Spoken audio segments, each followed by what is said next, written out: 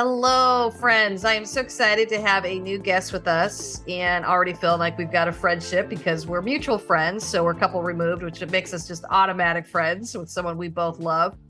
And what I really am excited about with Laura Haver today is the fact that she is a play advocate, life design coach, much less she's an author and a speaker. So I can't wait to talk with her about play and what that means to advocate for play for yourself as a busy entrepreneur, working woman, and a mother. And I help so many other people play that I'm like, I need help getting myself to play. So I'm selfishly asking you to become on this podcast because I want to talk to you about it, Laura. Well, thank you so much, Heather. I'm so excited to be here. And for all those of you that are listening, wherever you find yourself in that spectrum from playing a lot to, wait, I'm supposed to play.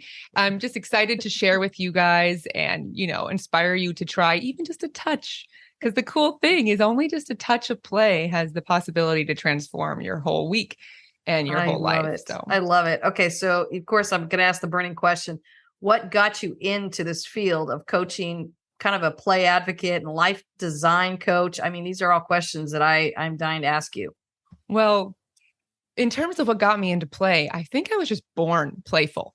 When I was a kid, my childhood nickname was Play Maloney, my maiden name. It really was. And so I just am naturally playful. So thank you to my wonderful parents, who gave me that space to play. Yes. And it's just been part of my life. But what I've noticed over time is this pressure to give up play, to dull your light, to not fully self-express.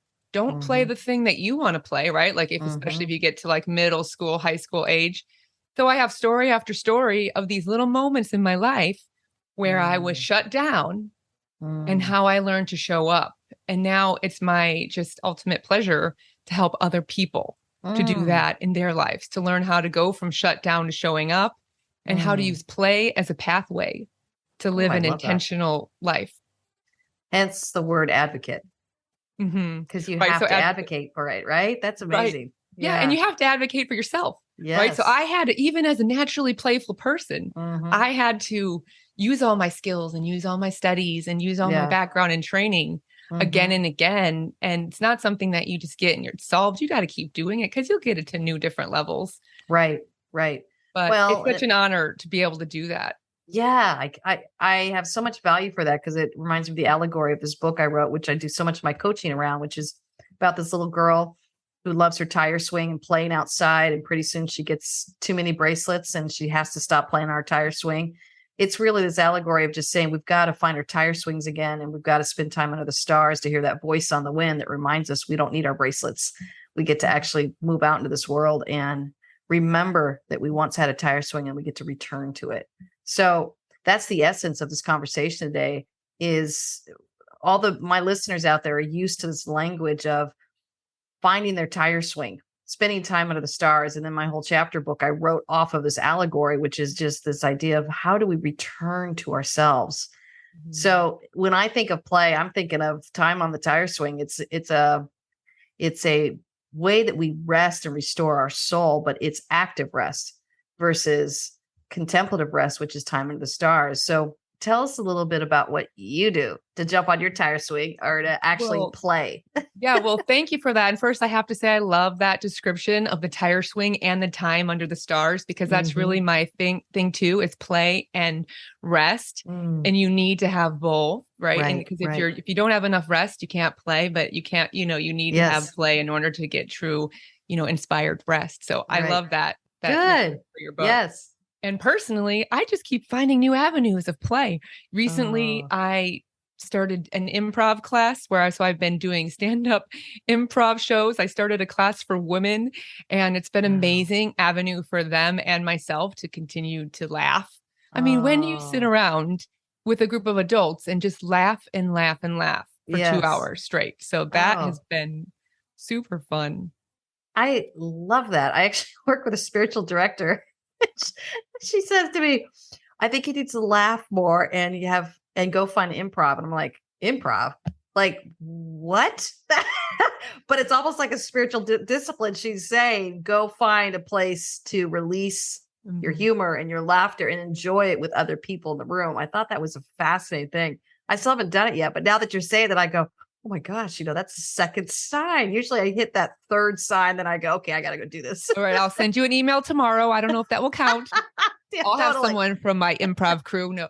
Yeah, well, you can this is the thing. I think one of the pieces is like looking for the signs and then taking the action step. Yes. Because the action step, I'm sure, as you know, is crucial to making it happen. So, finding a friend who might want to do it with you, or, finding your local improv place that gives out classes, or even just attending a live show. You don't have to start performing. You can just take it in so you can find your level, So I share that for people listening. If there's something that's like sparking your attention, or something that you were like you said, this is the second time I've heard that. Yes. And just letting that whisper on the wind, as you call it. Yes. Letting that take you into action. And you can start small. You don't need to go crazy. You don't even have to start a class, but just do one thing and see where it leads you. Oh, so give us an idea of what you do as a play advocate. I do all sorts of things. I'm really passionate about bringing play to everyone on a global scale. And I work with families and I work with individuals. I support different causes. Like coming up, there's going to be the Global School Play Day. So I led that. I led 800 kids in a day of play. And it was really amazing just to see them interacting with things. Like I brought all this cool toys and different things on the playground to see what they would do with it. Yeah. And they would be like, well, how do you use this? And I would say, what do you think? Because there's no one way to use it. And I let them generate. So that's really fun. I do a lot of speaking where I get to share about the power of play, especially around my book, which we might touch about later, is just how you can use play to transform your life and your relationships with your family, with your friends. Oh, and of course, writing. And I could go on for so long about this question. Oh, I love it. Well, let's pivot right over to the book now. The Power of Play. Is that the name of your book? The book is called Play Together. Okay. And it's games and families for the whole family to boost creativity, mindfulness, and connection. Actually, I got that one the wrong order there. But yeah, so that's going to be launching early next year.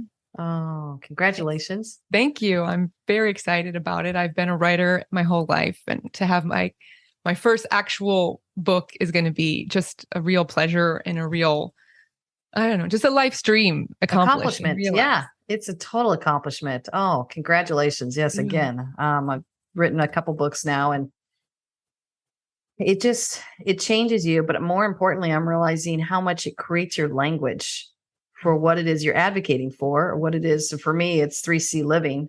Every person gets to live with more clarity, more confidence, more courage. And that's really the essence of this show, is how do we thrive versus just survive life? And in thriving, it's this essence of learning, I get to live with more clarity. I get to live with more confidence. I get to live with more courage, which is our 3C living. So tell me a little bit about play, what play does to increase our clarity, our confidence, our courage, because that's my filter. Yeah. So it's clarity. I'm writing it down. Clarity, confidence, and courage. Courage. Okay. Well, first of all, I think it's funny because my other book I'm writing has 3 C's. And so when I saw your 3 C's for a long time, I've been thinking it's so fun because mine, it's a different context, but mine is for communication for parents. And so my 3 C's are calm, connect, and coach. Ooh, and I so love it. It's just a matter of, bringing the calm to the situation, connecting with your kids, and then coaching them. But you don't always have to coach them in the meltdown, because in fact, you can't coach them in the meltdown. You coach them later. But in terms of play, bringing clarity, I think play is, like I said before, a pathway to clarity. The cool thing about play is you don't have to have any clarity. You just are led by your curiosity, and you can try things out where there's no risk or there's very limited risk, right? So play, as I define it, is something that it's an invitation to do something for yourself for the pure joy of it. I love that, which does increase your clarity. Right. If you don't mind me interjecting that with that, because I'm finding, as you're saying that, you'll find that you're working really hard at your desk and you're trying to be productive. For me, I'm realizing it feels counterintuitive, but when you can't get to where you want to go, to be able to walk away from your desk, go find your tire swing, go play, it's amazing when you return back to that project, that clarity is so much stronger and you can get past some of those barriers and those blocks that were keeping you stuck. Yep, 100%. I love it. I love the tire swing. It's just like the best visual as well.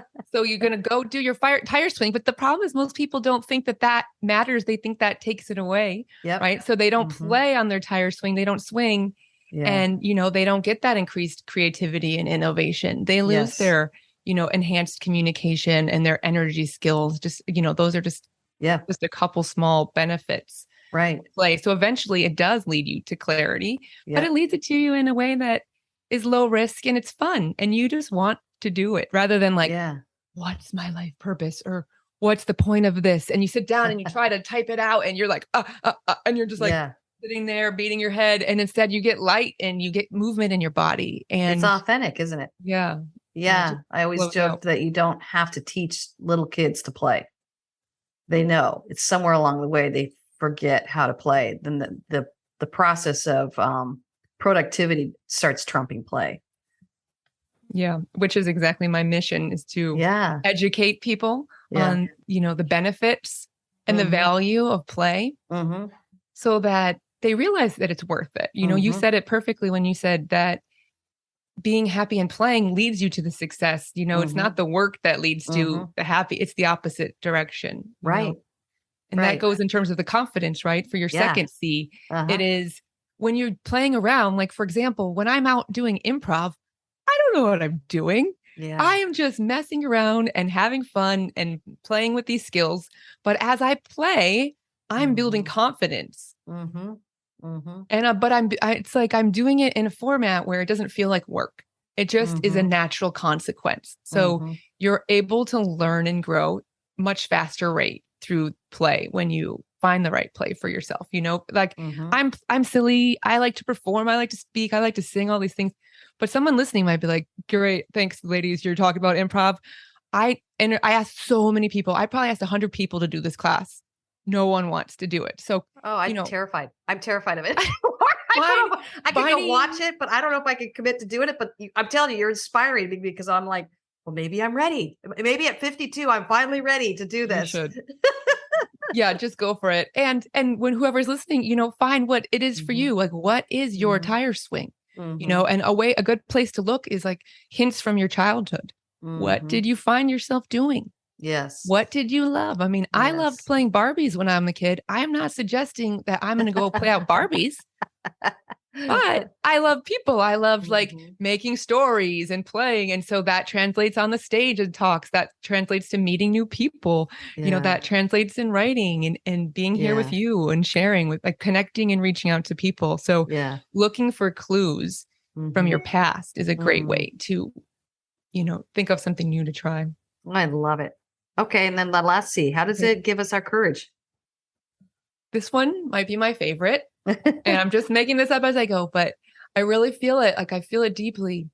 When we are able to express ourselves in the way that we're meant to be expressed, it naturally gives us this courage to show up.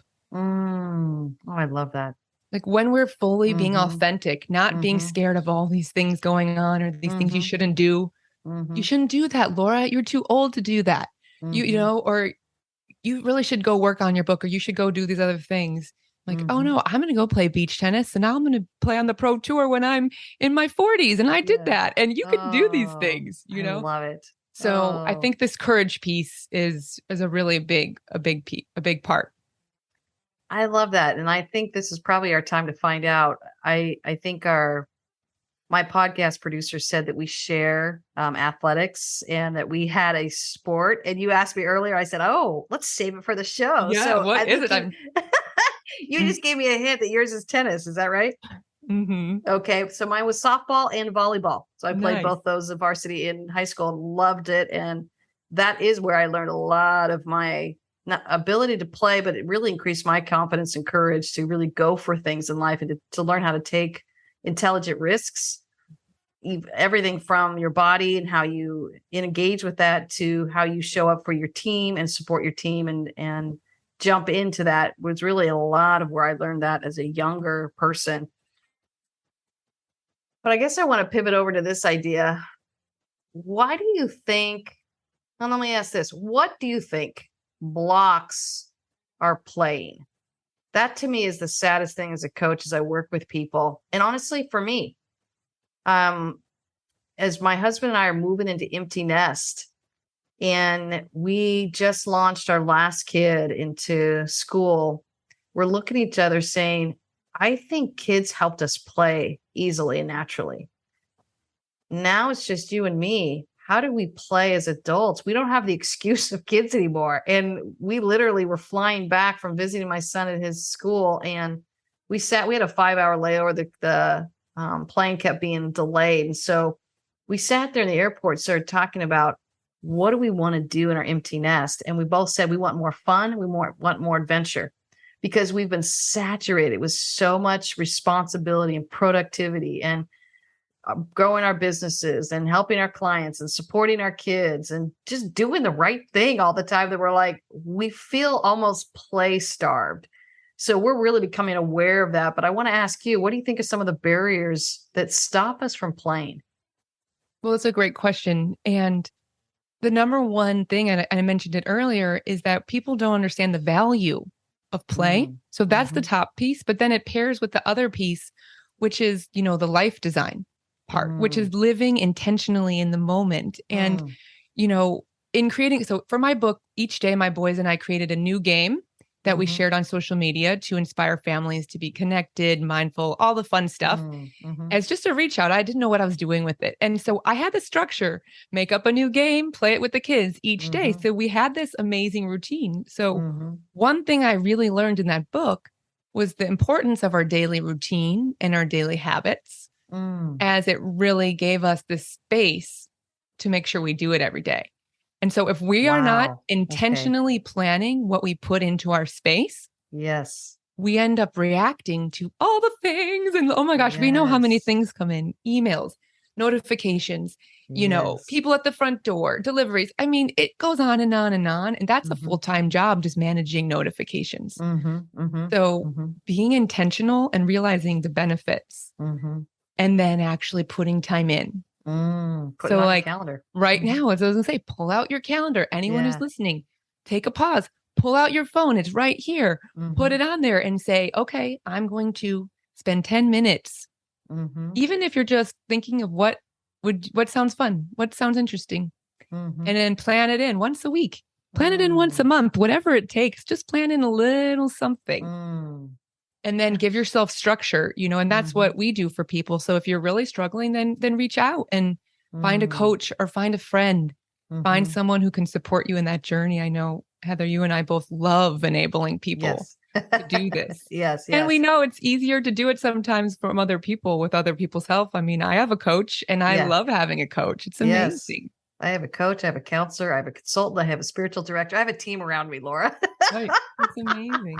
But just so I make sure to get it in, I want to touch on a couple of the benefits, for people. So reduced stress and anxiety from play, increased creativity and innovation, better communication skills, better relationships, better quality relationships, healthier mind and body, more energy. I mean, the list goes on, and it goes for, as an individual, as adults. There's benefits for intergenerational play, like playing with younger and older, playing with mixed ages, playing with, different groups of people. And the research, which I'm a total research nerd, is just mind blowing. And it's so fun to read. But then it's like, great, how do you implement it? Because that's where you'll feel the difference.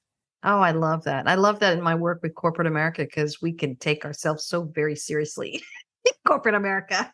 And I try and slip and play every now and then. Sometimes I have to make sure I do it without them knowing it, because they will say, well, how productive is that? And how does that affect the ROI? And how does that affect our P&Ls? And all of these really important questions they're asking. And I don't mean to mock that at all, because they are important questions and they are feeling the pressure of their work and their business.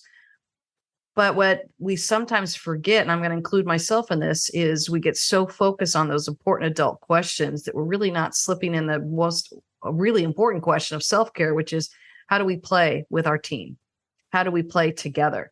How do we play on our own so that we can bring our best self to the team? These are all questions I'm really encouraging people to ask. And as they work with me, it's really profound for them to start realizing, okay, I get it in that allegory. So not only do I need you to help me take off some of my bracelets, I need you to help me find my tire swing today. So they'll jump right on the line to say, today I need to talk about my tire swing. I think I've lost it. And I'm like, that's the question I want to start with, because once we start there, we really will find your clarity, your confidence, your courage to do what you need to do. You'll have the answers within you and it'll unblock it. So I'm curious about some of the research, because I too am a kind of a research nerd. What are some of the research out there that you found that you would cite?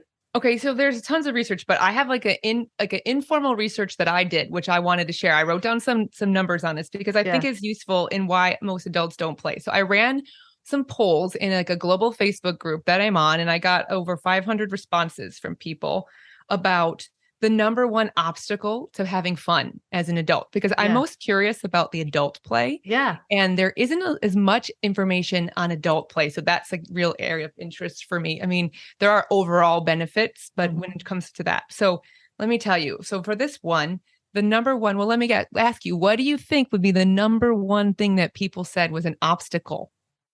I don't mean to put you on the spot, but time. Yeah. Time came in at number 3. Okay. So number one. Money came in a little lower. I didn't write that all down in my notes. I think that was like 7 or 8. Oh, okay. But number 1 was lack of energy and health. Interesting. As an obstacle to play.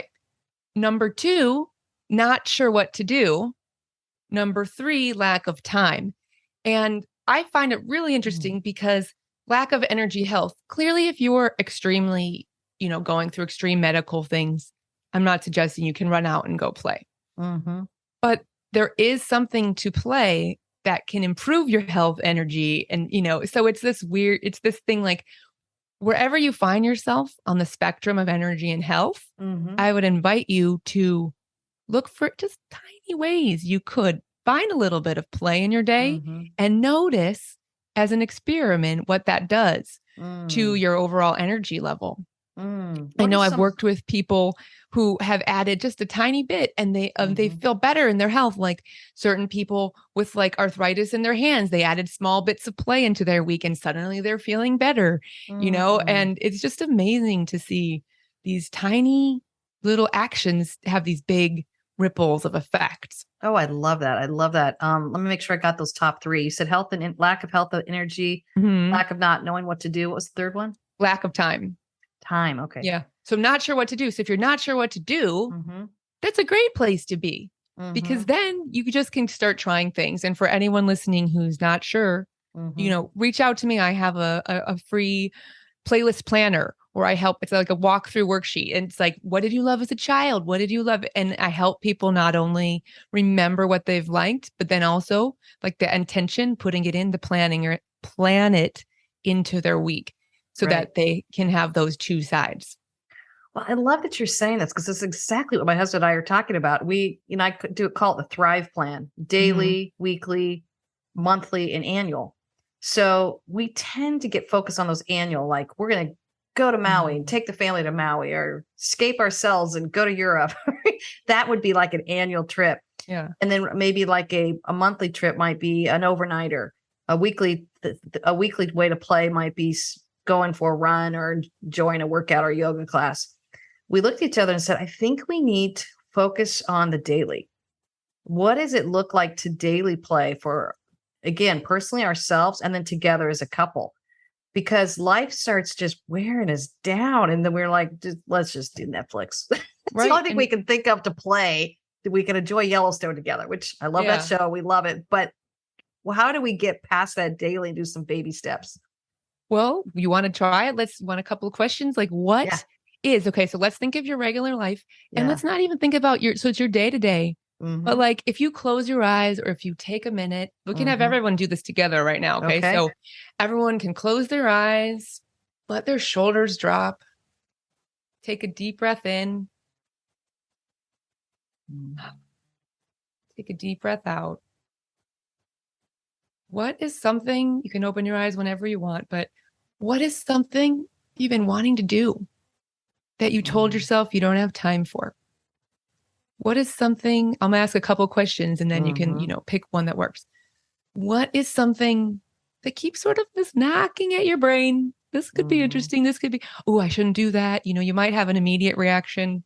What is something that your friends have done or someone that you see on social media is doing and you're like, they can't do that secretly while you totally want to do that.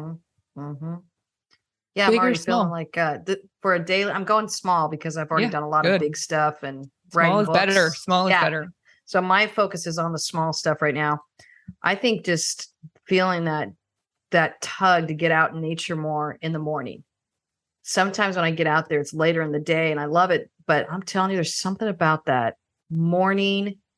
Like you're kind of getting up with the dawn. You're out there with nature kind of waking up. There's dew is still on the grass. I'm telling you, it's so invigorating for me. And I find myself going, oh, I'll take a walk later, or I'll do it a little later.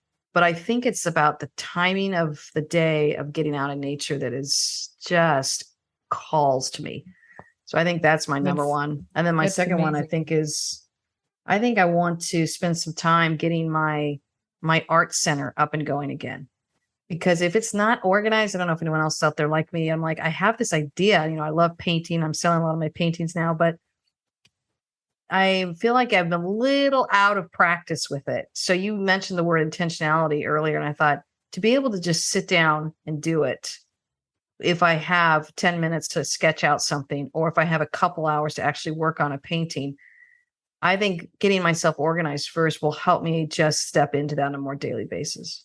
So those were two that immediately came to my mind. Yeah, those are beautiful. And I love that they are two different areas that you can do each day, right? Like, so I think that the art one is just a matter of clearing the space. Yeah. Like I said, you need the environmental design. You need a place that welcomes you in to doing it. So that's something I would just try to go and clean. Or if it's a huge mess, maybe not yours, but for other people listening, I've had messes sometimes. My husband, you don't ask him about that. I'm usually pretty neat, but is creating, even if you do just a little bit a day, right? Yes. Like sometimes they'll clean out one drawer a week, a day or a week or whatever it takes. Because we all have a lot of responsibilities, but that's showing your intention to make space for this. And as far as the nature one, yes, that one speaks to me as well. There's research around that as well. Yeah. That starting your day with the sun, getting out, getting that vitamin D exposure, that is good for your brain. It helps set your circadian rhythms. It, releases your creativity into the day.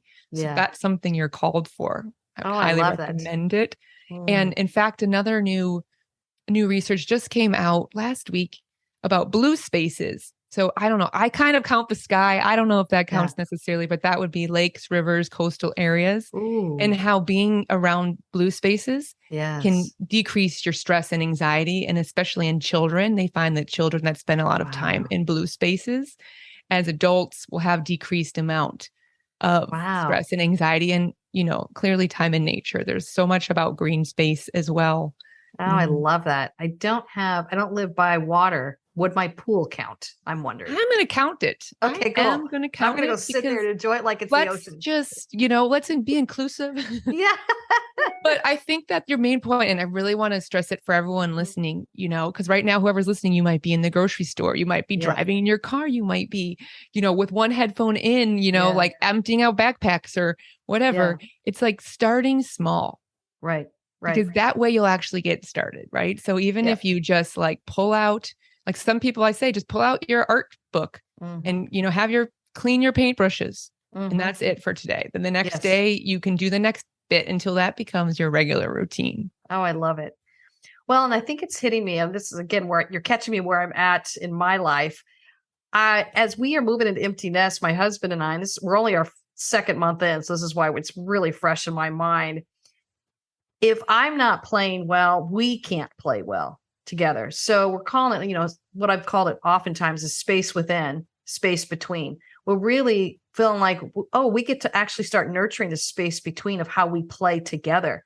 But oops, I'm not really played. He's not really played. We've been so focused on working and kids that we said, we got to figure out some of our own playtime before we do the space between. So even as we're looking at space between, even today, right now we're calling it Massage Mondays. We're just getting massages on Mondays. And that's how we're playing right now together. We're like, we're going to go get Massage Mondays. We've also hired a trainer together where we start out the Monday mornings for the week. We start out with a trainer and we're doing boxing, which we're having a blast with. We're loving the boxing. but how we play together as a couple has to be nurtured by how we play on our own, if that makes sense. That's what we're realizing. Any thoughts on that, Laura? Well, playing together is always important, and playing on your own as well. And I would say I would have to say an either or in that case. I don't think that there's one way or the other way. Yeah. Wherever we can spark our play, that's what I focus on. Yeah. Right. So like, is my coaching background, I remember, like, especially growing up, like being a tennis coach, a lot of coaches would say something, I would hear them say like, don't put your racket like that, or don't do that with your arm. And I'm like, you can't say what not to do. You want to say what to do. Otherwise they don't know. Yeah. So wherever you find a spark, whether it's together first or individual first, I would follow that lead. I don't think there's one way to do it. Because play is so unique to each one of us. And I feel like if one of you lights your play spark, you'll naturally have this energy that will bring the other one too. And it's okay if you play separate as well for couples, like my husband and I, we have a lot of fun. We do a lot of things together, and then we have separate interests, and it's really nice to have that and be able to come back and share with each other. And, just being open and looking for ways to, if you don't have the same thing, just share about it and listen to each other's play, because in sharing the thing that lights you up, like you could be like, I just went for the most beautiful walk this morning and I saw this butterfly and I couldn't believe how it hovered over the bush, and, like savoring that moment and painting the picture of it. He can then feel that. And, you can have these shared moments. Yeah. And what I really like that you said, and this is for all our listeners out there that might feel a little discouraged or overwhelmed or not sure where to start, especially as I looked at those three, I could identify with all three barriers, the health, not having the health and the energy, not knowing what to do and not having the time. I just want to encourage you. I love the idea of the spark, whatever really lights your spark, you get to step into that. You get to engage that. You get to stay curious about it. You get to explore it. That in itself is part of playing. And then I liked something you said earlier. It's okay if you have to be intentional. I think I felt really silly to sit down and go, I can't believe I've lost some of my playful spirit. I've got to sit down and actually write a list. Like, where did I go? I almost felt like a failure, and I realized, no, you're not. You just have been working hard. And your kids were naturally your spark. Whatever stage of life they were in, they were naturally your spark. You'd play with them a lot. Now it's time for you to look at yourself and say, well, how do you like to play? What is your spark? What's the spark you want to offer? How do you want to be intentional about this on your own? And as a couple, it's a whole new paradigm shift for me. And I think that's the hope that I love that you mentioned earlier. And I think I want to offer it to our listeners. It's okay if you have to be a little intentional. And it's okay if you lose a little bit of your play streak. You can go find it again. Right. And I think it's just the way our society is set up right now is just that we're so bombarded, like two really popular books right now that are about play. The author's previous book one of them was about breaking up with your phone and how like the phone gets in the way. And when she cleared her addiction to her phone, well, she wasn't necessarily addicted, but she was able then to write a whole book, The Power of Fun. And I'm talking about Catherine Price. She's an amazing author and advocate for fun. And also Eve Rodsky, she wrote about fair play, about the balance of tasks at home and the balance between men and women. And then her follow-up book is Unicorn Space, which is about fun and bringing that fun and sharing it with other people. So, we're wherever you are, don't beat yourself up. It happens to me. I sometimes get in the go with my deadlines, with my illustrations, with my editor for my book. And luckily, I've have these tools that I've used to plan it in. And so what if you have to be formal, like you said, but just being okay with where you're at, accepting it. And then how can you add a touch more? And how can you make it small and doable and invite others in to join you? I love it. What's some of your intentionality and play on a daily basis?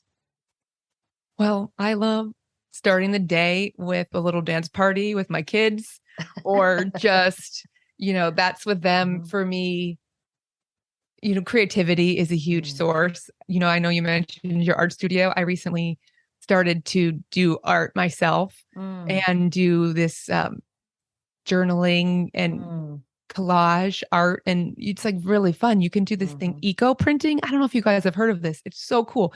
You can go pick flowers. Like I have a lot of flowers out my yard, and then you can make these handmade journals, and then you can you can like break the flowers into your journal, and you can steam it, and then you remove the petals and they leave imprints on your journal.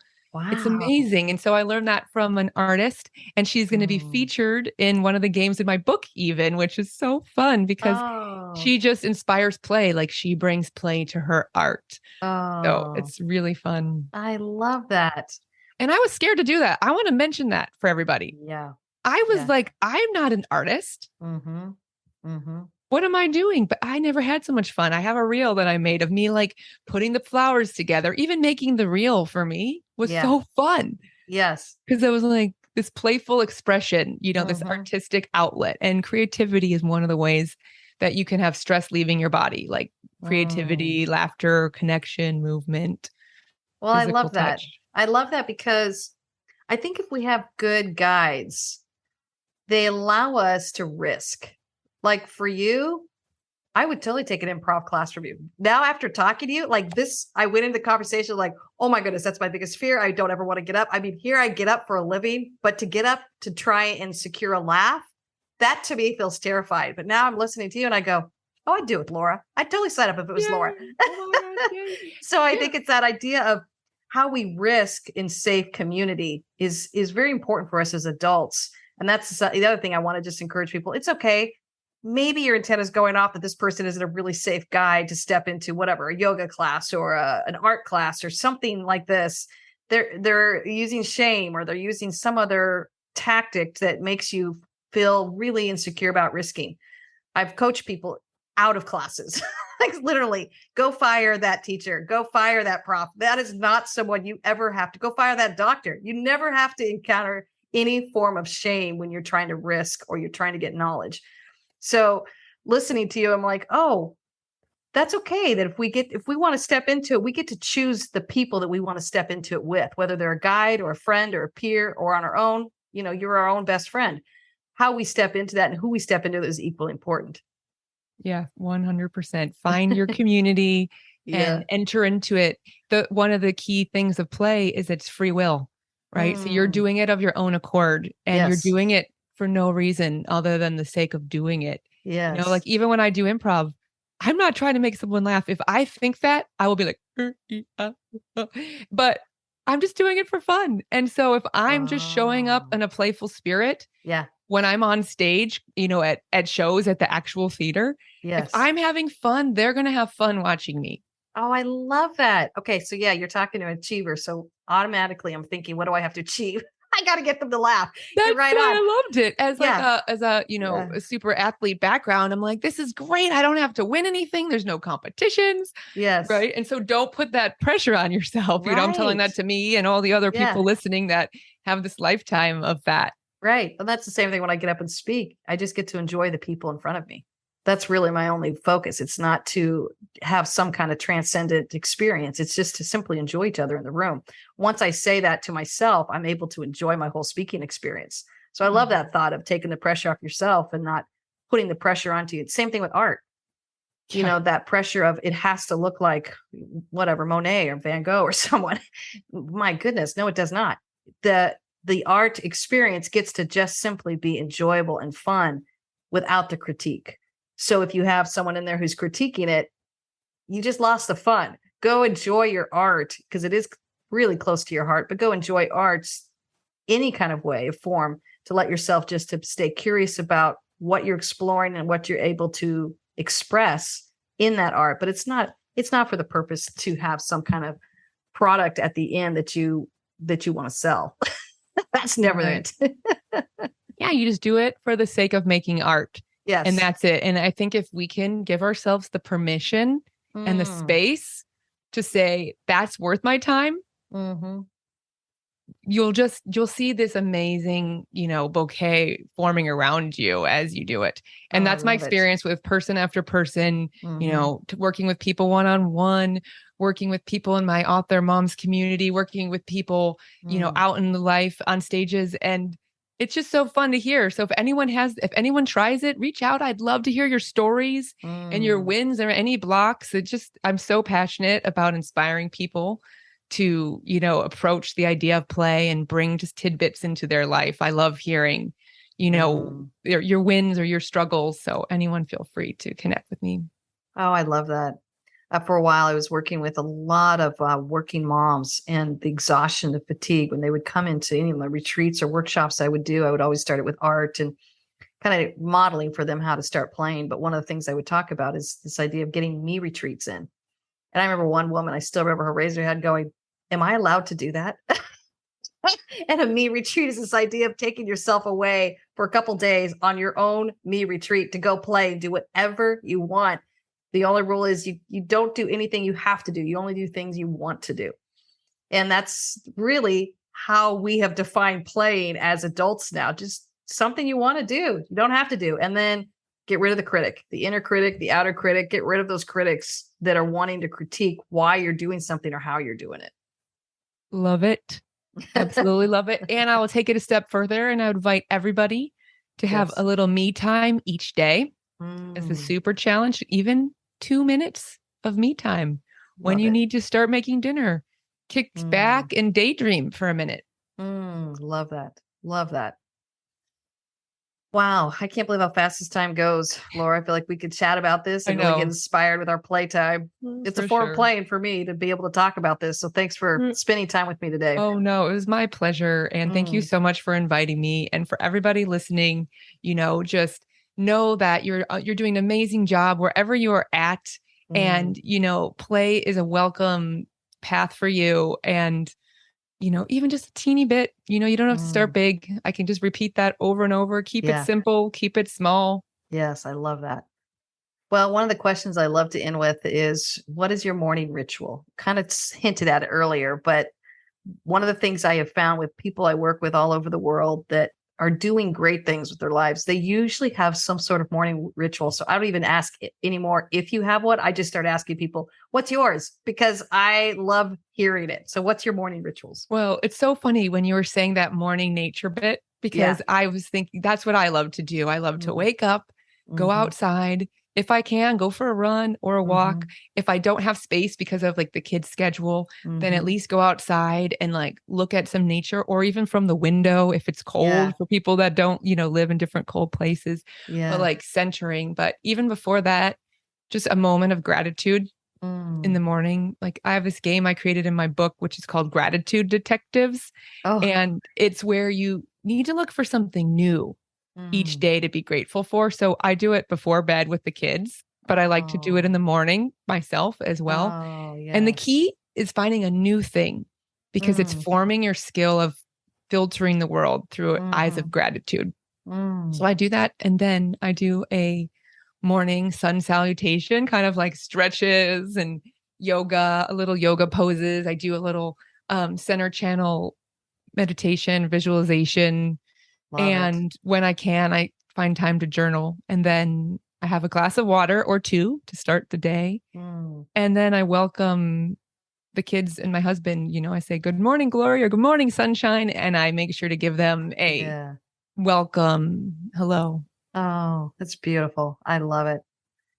Thank you. That is just very inspiring. And even and I want to add one more piece. This piece is maybe the most important piece, which I don't want to forget, is I set a daily intention each day fresh for that day. Oh, I love that. Love that. What's your intention for today? So for today, it was for creative expression and service. So I noticed I've been getting a lot of input of information. I attended this conference this weekend, and I've been getting a lot in. And I was noticing it was time to start getting some out, right? So in some writing and some artistic, drawing, and even sharing here today. Sharing and getting something out, because it's important to pay attention to both directions. Oh, I love that. What you give out and what you take in. I love that. So thank you so much. I feel like we could talk forever, and it's been a real pleasure. We could do a 3C living conference, and your 3Cs and my 3Cs. And we have to have me time, right? Like the whole me time will be many breaks. Exactly. Well, again, thanks so much for your time. And I'm just going to leave it with our listeners saying, go play, go find something to do that makes you smile, that makes you chuckle, that makes you kind of feel young again, and in a good way. Feel young in a good way, like you just jumped on your tire swing and it reminded you of something you loved in your childhood. We're just both cheering you on as you find your clarity, your confidence, your courage, and move into a life of thriving, not just surviving, but a life of thriving. Take care, everyone. Thanks for joining us today.